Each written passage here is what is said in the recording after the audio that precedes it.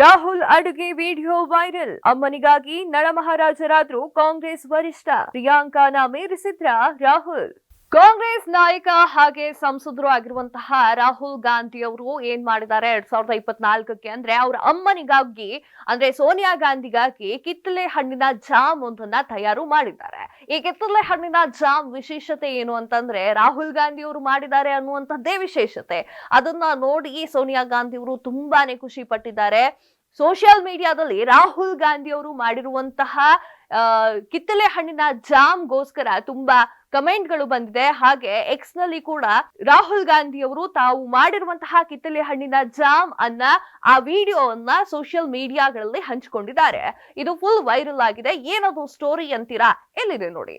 ಕಾಂಗ್ರೆಸ್ ನಾಯಕ ಸಂಸದ ರಾಹುಲ್ ಗಾಂಧಿ ಅವರು ತಮ್ಮ ತಾಯಿ ಸೋನಿಯಾ ಗಾಂಧಿ ಜೊತೆ 2024ನ ವಿಶೇಷವಾಗಿ ಬರಮಾಡಿಕೊಂಡಿದ್ದಾರೆ. ಅಮ್ಮನ ಜೊತೆ ಸೇರಿ ಕಿತ್ತಳೆ ಹಣ್ಣಿನ ಜಾಮ್ ಅನ್ನ ತಯಾರು ಮಾಡುವ ಮೂಲಕ ಹೊಸ ವರ್ಷವನ್ನ ಆಚರಣೆ ಮಾಡಿಕೊಂಡಿದ್ದಾರೆ. ಸದ್ಯ ಈ ವಿಡಿಯೋ ಸೋಷಿಯಲ್ ಮೀಡಿಯಾದಲ್ಲಿ ಫುಲ್ ವೈರಲ್ ಆಗಿದೆ. ಐಎಸ್ಸಿ ಕಾಂಗ್ರೆಸ್ನ ಅಧಿಕೃತ ಎಕ್ಸ್ ನಲ್ಲಿ ರಾಹುಲ್ ಗಾಂಧಿ ಅವರು ತಯಾರಿಸಿದ ಆರೆಂಜ್ ಮರ್ಮಲಾಡ್ ವಿಡಿಯೋವನ್ನ ಶೇರ್ ಮಾಡಲಾಗಿದೆ. ವಿಡಿಯೋದಲ್ಲಿ ತಮ್ಮ ನಿವಾಸದ ಮುಂದಿರುವ ಕಿತ್ತಳೆ ಗಿಡದ ಬಳಿ ಹೋಗಿ ರಾಹುಲ್ ಗಾಂಧಿ ಅವರು ಮತ್ತು ಸೋನಿಯಾ ಗಾಂಧಿ ಅವರು ತೆರಳಿದ್ದಾರೆ. ಈ ವೇಳೆ ರಾಹುಲ್ ಗಾಂಧಿ ಅವರು ಆರೆಂಜ್ ಹಣ್ಣುಗಳನ್ನ ಕಿತ್ತುಕೊಂಡು ಬಂದು ಬುಟ್ಟಿಯಲ್ಲಿ ಹಾಕೊಂಡು ವಾಪಸ್ ಮನೆ ಒಳಗೆ ಬಂದಿದ್ದಾರೆ.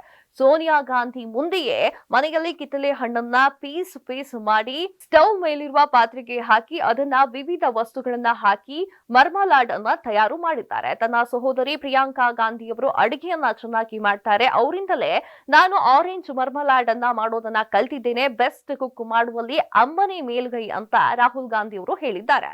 ಕಾಂಗ್ರೆಸ್ ನಾಯಕಿ ಮಾತನಾಡಿ ತನ್ನ ಬಗ್ಗೆ ಹೆಚ್ಚಿನ ಜಾಗೃತಿಯನ್ನ ರಾಹುಲ್ ಗಾಂಧಿ ತೆಗೆದುಕೊಳ್ತಾರೆ.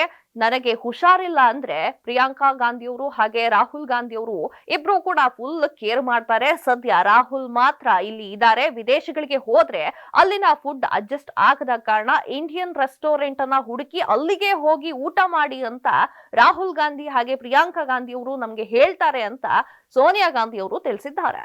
ಇದೆಷ್ಟು ಈ ಹೊತ್ತಿನ ಸುದ್ದಿ. ಮತ್ತಷ್ಟು ಸುದ್ದಿಗಳಿಗಾಗಿ ನೋಡ್ತಾ ಇರಿ ಕರ್ನಾಟಕ ಟಿವಿ. ಇದು ಕನ್ನಡಿಗರ ಧ್ವನಿ.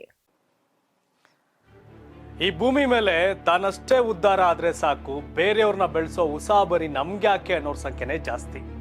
ಆದ್ರೆ ಕೆಲವರು ಮಾತ್ರ ತಾನು ಬೆಳೆಯೋದ್ರ ಜೊತೆಗೆ ತನ್ನವರನ್ನು ಕೂಡ ಬೆಳೆಸ್ತಾರೆ. ತಮಗಿಂತ ಎತ್ತರಕ್ಕೆ ಬೆಳೆಯೋಕೆ ಬೆಳಕಾಗ್ತಾರೆ. ಸಾಧಿಸುವ ಗುರಿ ಇದ್ದವ್ರಿಗೆ ದಾರಿದೀಪ ಆಗ್ತಾರೆ. ಇದೀಗ ನಾನು ಇತರರ ಭವಿಷ್ಯಕ್ಕೆ ಬೆಳಕಾಗುವವರ ಸಂದರ್ಶನ ಮಾಡಲು ಹೊರಟಿದ್ದಾನೆ. ಮಿಸ್ ಮಾಡದೆ ನೋಡಿ ಕರ್ನಾಟಕ ಟಿವಿ. ದಾರಿದೀಪ.